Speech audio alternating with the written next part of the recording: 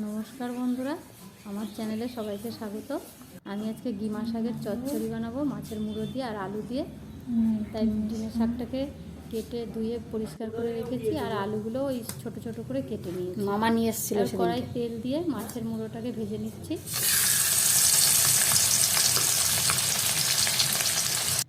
দেখুন মাছের মুড়ো ভাজা হয়ে গেছে। এবার ওই তেলের মধ্যে দিয়ে দিলাম শুকনো লঙ্কা, আজ 5 ফোড়ন দেবো। ফোড়নে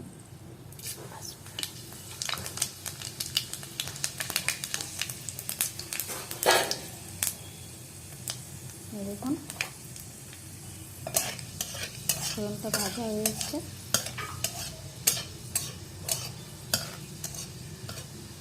এবার আমি আলুগুলো ছেড়ে দেবো। আলুগুলো ভালো করে ভেজে নেব।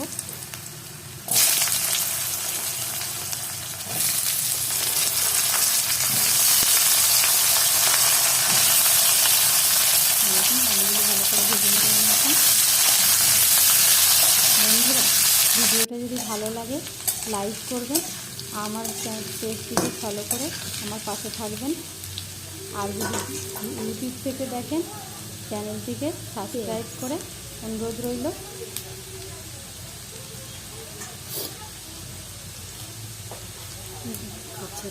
দেখুন এবার দিয়ে দিলাম একটা মাঝারি সাইজের পেঁয়াজ আর 6-7টার মতো লঙ্কা চিড়ে রেখেছিলাম। আলুর সঙ্গে ভালো করে ভেজে নেব। এই দেখুন ভাজা হয়ে গেছে। এবার দিয়ে দিচ্ছি ডিমা শাকগুলো। ডিমা শাকটা ভালো করে ওর সঙ্গে ভেজে নিচ্ছি আলুর সঙ্গে।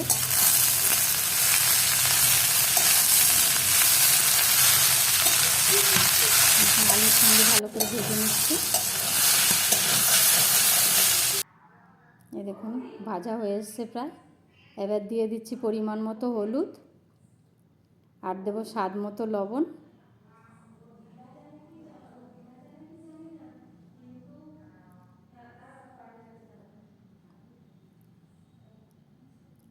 এবার ভালো করে ভেজে নিচ্ছি। এই দেখুন একদম শাক আলুর সঙ্গে একদম ভাজা ভাজা হয়ে গেছে। এবার দিয়ে দেবো জল। জল কিন্তু অল্প করেই দেবো, কেননা একদম গায়ে গায়ে হয়ে যাবে তরকারিটা।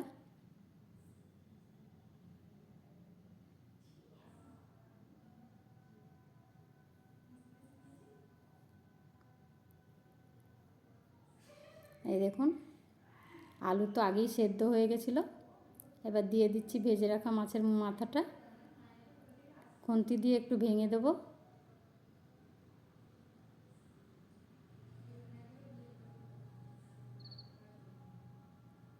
একদম শুকনো শুকনো হবে তরকারিটা। এইভাবে গিমা শাকের চচ্চড়ি কিন্তু দারুণ লাগে। অনেকে তো অনেক রকমেরই করে, আমি এই রকম করলাম তাই আপনাদের সাথে শেয়ার করলাম। সবাই ভালো থাকবেন, সুস্থ থাকবেন। দেখা হবে পরবর্তী ভিডিওয়। ধন্যবাদ।